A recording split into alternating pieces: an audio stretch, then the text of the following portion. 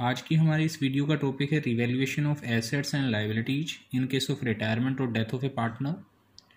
कि जब कोई भी पार्टनर फर्म से रिटायर होता है या किसी पार्टनर की डेथ हो जाती है तो उस सिचुएशन में किस तरीके से एसेट्स और लायबिलिटीज का रिवैल्यूएशन किया जाता है और पार्टनरशिप फर्म की बुक्स में किस तरीके से हम रिकॉर्डिंग करते हैं। ये कॉन्सेप्ट हमने एडमिशन के चैप्टर में पढ़ा था। ये एक लॉन्ग क्वेश्चन है जिसको हम 5 to 6 स्टेप्स में सोल्व कर सकते हैं। तो क्वेश्चन को एक बार रीड कर लेते हैं कि किस तरीके से हम रिटायरमेंट के केस में लॉन्ग क्वेश्चन को सोल्व करेंगे रिवैल्यूएशन से related.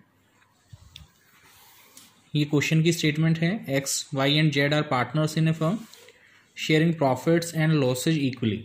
X Y Z partner हैं जो कि प्रॉफिट को इक्वली डिस्ट्रीब्यूट करते हैं। And the balance sheet of the firm as on 31 March 2011।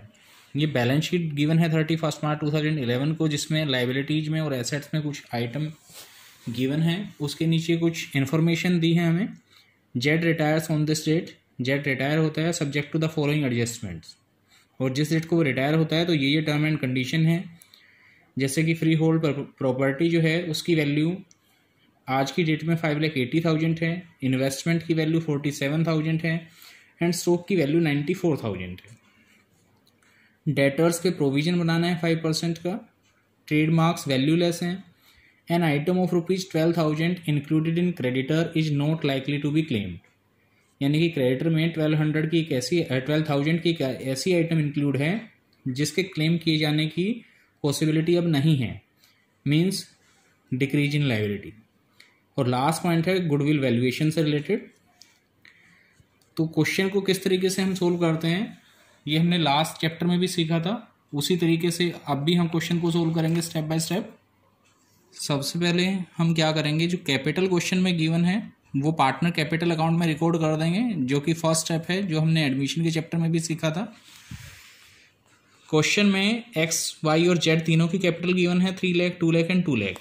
Simply हमें क्या करना है, पार्टनर कैपिटल के क्रेडिट में उसको पुट कर देना है 3 लाख, 2 लाख एंड 2 लाख।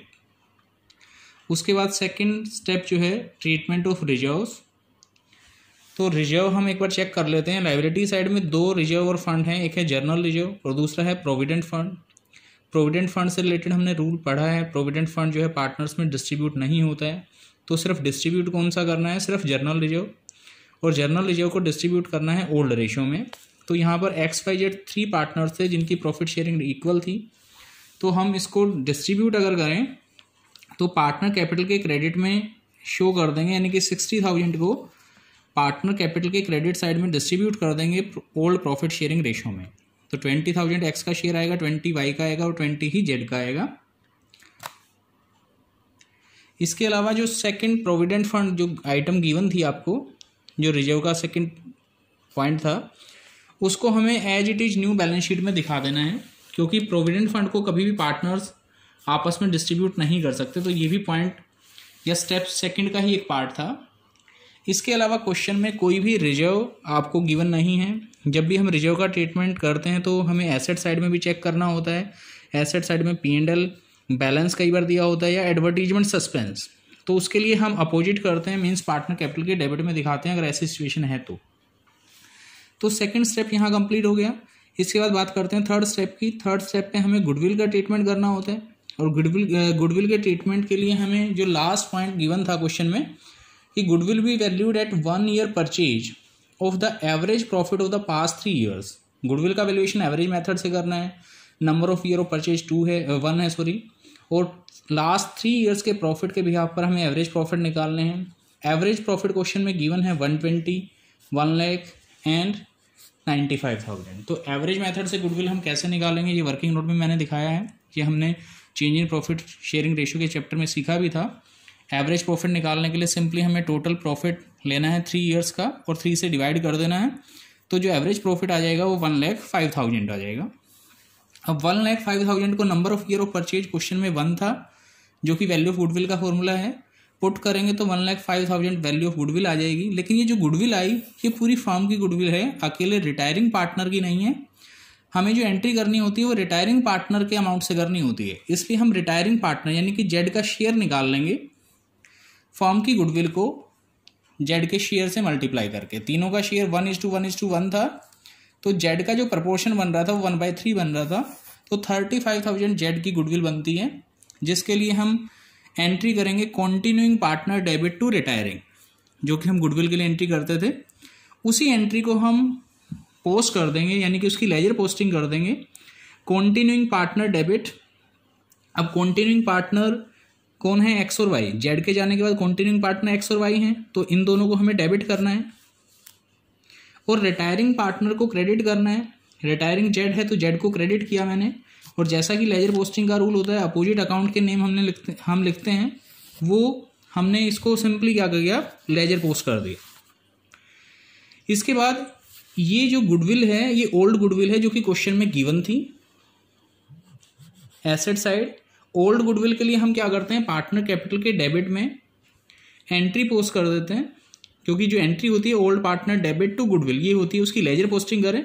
तो ये भी एक तरह से थर्ड स्टेप का ही पार्ट था।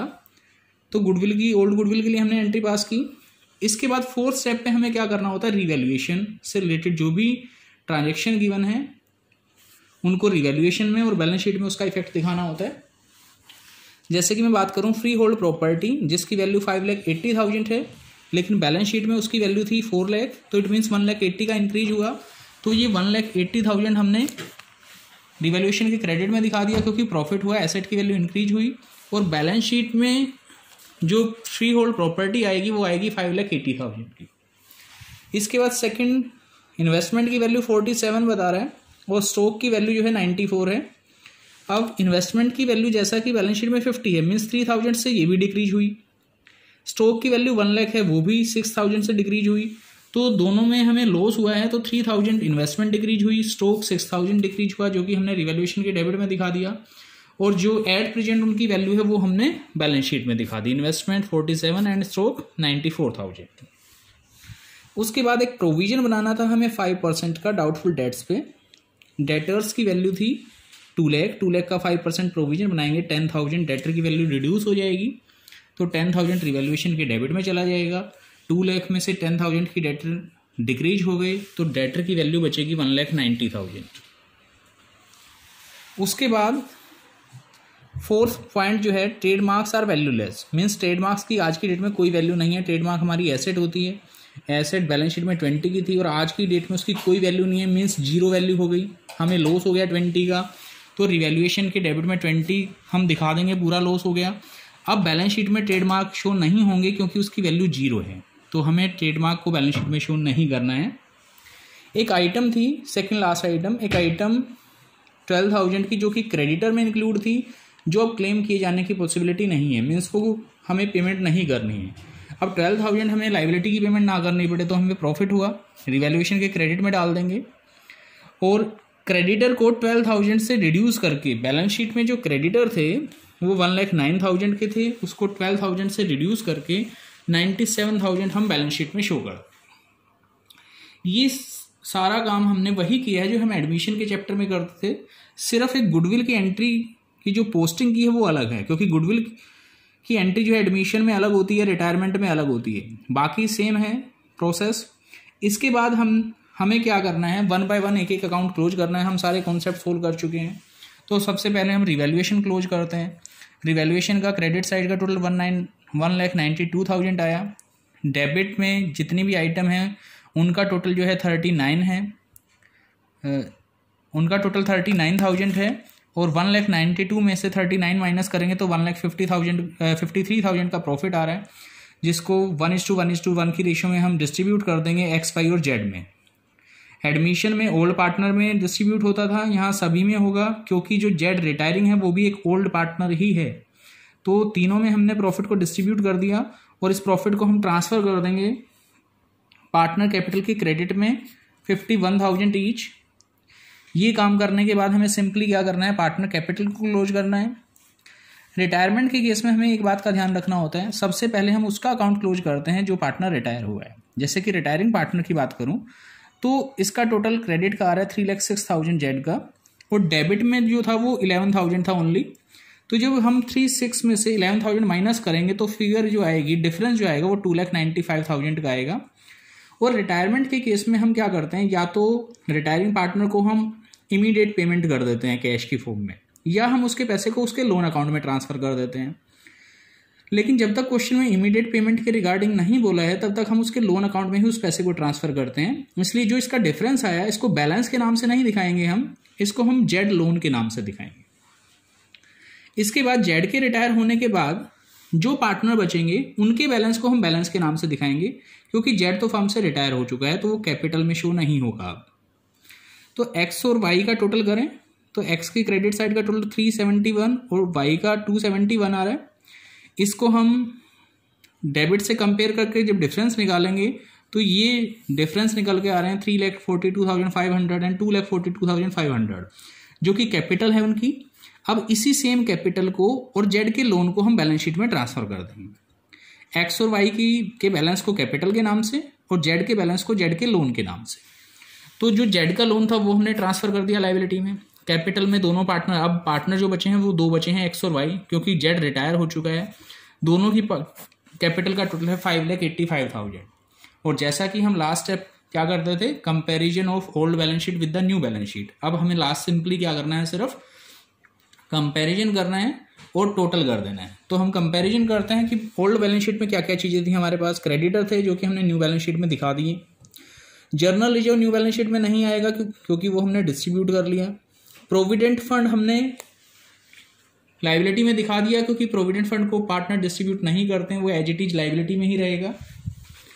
इसके बाद कैपिटल हमने दिखा दी। न्यू बैलेंस शीट में एक्स और वाई की कैपिटल आएगी और जेड का लोन। एक तरह से लाइबिलिटी साइड की हर एक आइटम हमने शो की है।